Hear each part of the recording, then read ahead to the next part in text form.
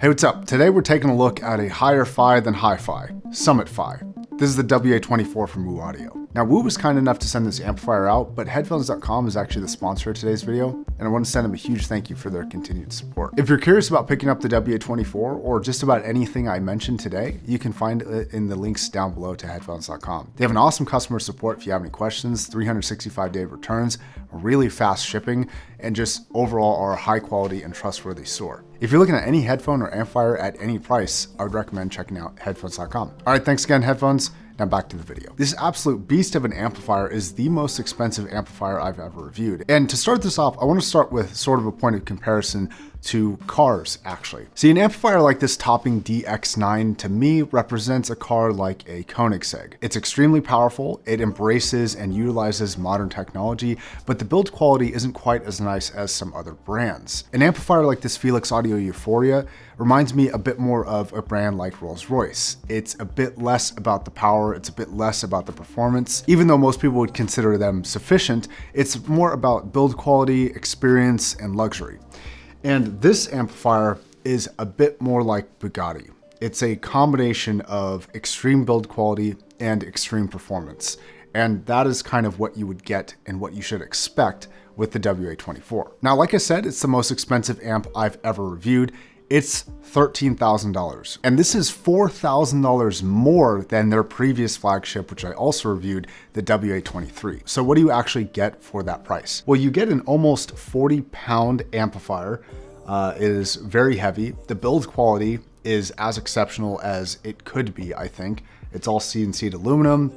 Really high quality parts, like this potentiometer is a very nice Alps potentiometer. I think the last time I looked it up, the volume pot alone was $1,000 if you were to buy it on your own. From the WA-23, they've actually consolidated the tubes and kind of simplified them into this 4-tube setup versus the 5-tube oscillating setup that they were using before. And I actually think that this design looks a little bit smoother and more streamlined. Another thing that they've done is taken the external power supply that existed with the 23 and basically plugged it into this, which makes it a little bit thicker on the chassis size. All of these are really good moves, and they also have the 20th anniversary badging on the back, which looks quite nice, I think. Overall, for visuals and design, this is actually pretty simple, and I kind of like that. Though I do have one overall brand complaint about WA-Audio, and that's that they don't make any matching DACs. So an amplifier this pretty, I really feel like should have a DAC that is as pretty to kind of stack either side by side or below this. And I think that would really complete the aesthetics of this, because as of right now, you're gonna have a mismatched system no matter what. They just simply do not make a DAC that matches this, which is a bit unfortunate. This has a series of headphone outputs, though notably no pre-outs out of the back. So it's an input device and a headphone output device only. The outputs consist of 6.3 millimeter, 4.4 millimeter, and 3.5 millimeter, as well as 4-pin XLR, all for headphones. On the front, on these extremely nice switches, is your series of input selections. There are only 3. It's 2 RCA and 1 XLR, and then your high and low impedance switch. Now, when it comes to power of this device, it's powerful. It's got a ton of power. I would easily run all the way up to Susvaras on this. There's only one headphone that I'm aware of that I played with this that I wasn't super happy with the power output, and that was the Modhouse Tungsten, but those are an anomaly, being even harder to drive than Susvaras, and not what most people are running. Another thing to note, that on low gain, especially if you can turn down your DAC source a lot, I found this to be actually playable with IEMs, which for a super powerful tube amp is pretty rare. Now, this amp is not without some fault though.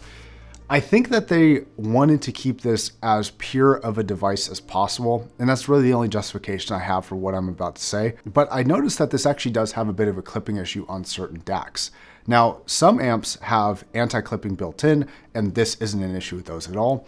But I found that oftentimes I had to turn my DAC source down 5 to 10 dB to not experience any clipping. The clipping was most often happening with planar magnetic headphones, and you would usually notice it with powerful bass hits. You would kind of hear that clipping happen. You turn down the source and turn up the amp, plenty of power, so it's no big deal to do that. And this went away. Now, I can definitely see an argument for keeping this a purest device, and for some of you, that's going to be an appealing aspect where you don't feel like there's any filters between the music and you, but I do think anti-clipping would have been a nice thing to have. Other than that, I don't really have any functionality complaints other than it's a bit limited, but you kind of know that going into it. It's a simple input and output device that is built like an absolute tank. And if you want a ton of features, this is probably not the best amplifier for you. Now for sound quality, there's a lot very similar to the WA-23, which I actually liked quite a bit.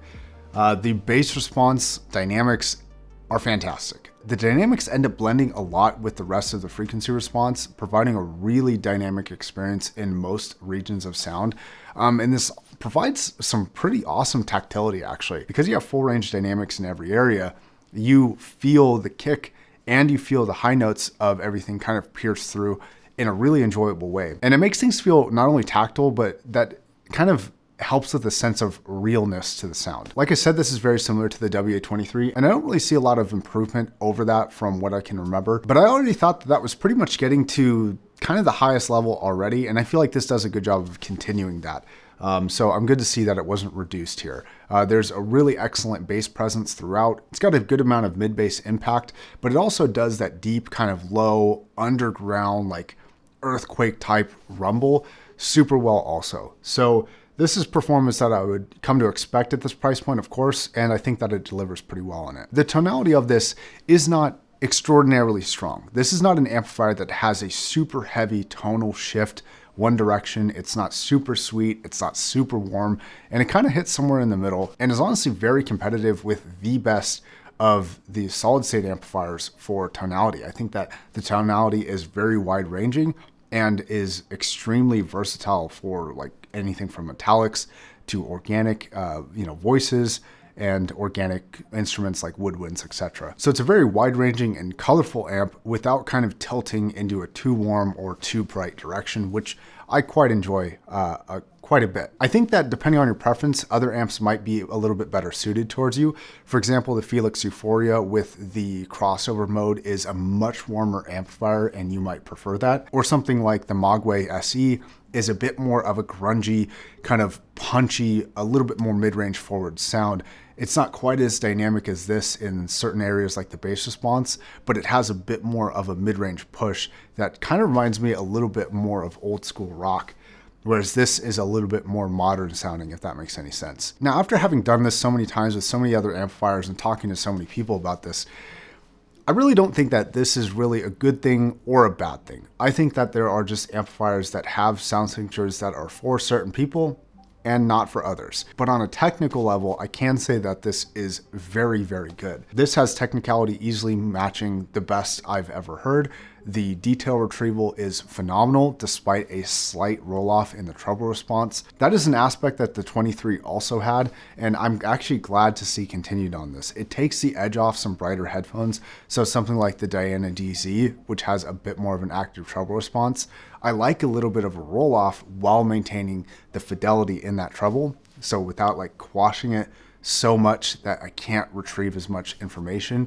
This feels like it just kind of takes that edge off a little bit, slightly reduces the dynamics in there a tiny bit, but all the information is still there. This amplifier does a great job of seeming detailed and smooth at the same time. Now, when it comes to sound staging width, I would really want to A/B the WA-23 and this. It does feel like this is a bit wider, but it's hard to say just from memory, so I don't want to necessarily conclude that, but when I hear this compared to a lot of other amps, this definitely has an opening up type of sound to it, where instrument separation becomes extremely easy to detect, and the level of refinement here is as good as the best of them that I've seen. So as my kind of own thoughts and observations here, I think I'm kind of hitting an upper limit to what headphones and amplifiers are really capable of for instrument separation. I would expect this to be as good as the best of them already, and I'm happy to say that I think that it is. So a question that I kind of have to ask when I'm reviewing something is like, is there any area of sound that I would want improved or is, bad in some capacity? And not really. If you're avoiding the clipping via turning down your DAC source a little bit, I have almost zero complaints about the sound. Occasionally, I just would prefer something that's a little bit stronger of a tube sound, and occasionally I prefer something that's a little bit cleaner of a solid state sound, but that's not really a fault of this, because sometimes I'm craving something right in the middle like this offers. A couple of headphones that I thought were really good with this. I did like the DZ on it, but I actually think that one of my favorite pairings is the new Abyss Joel with this. I also really love this on the ZMF Bokeh closed. The Bokeh Open was pretty good. The Susvara Unveiled and the HE1000 Unveiled were also really awesome with this. And of course, I couldn't help myself. I had to run it on a standard HG600, and that just was great. But for sound, to be completely honest, this is well beyond the price for diminishing returns for sound quality. In a blind test, I think that this would sound really good, but I also think that a lot of other stuff sounds really good too. And it really just comes down to what you like. Now, I really appreciate what Woo's done here, and I don't think that this is undeserving of the price tag at all. But I do think that a lot of what you're paying for is the build quality, is the prestige, and sort of like that Bugatti comparison, it's not necessarily just the performance. There is a level of lavishness that you are absolutely paying a bit of a premium for. So for this completely overbuilt, wonderful sounding amplifier, that's going to wrap it up for the review. It sounds super clean, unrestricted, unbridled, and just generally really good. Thank you Headphones.com for sponsoring today's video. Thank you very much for watching, and I'll catch you in the next video. Peace.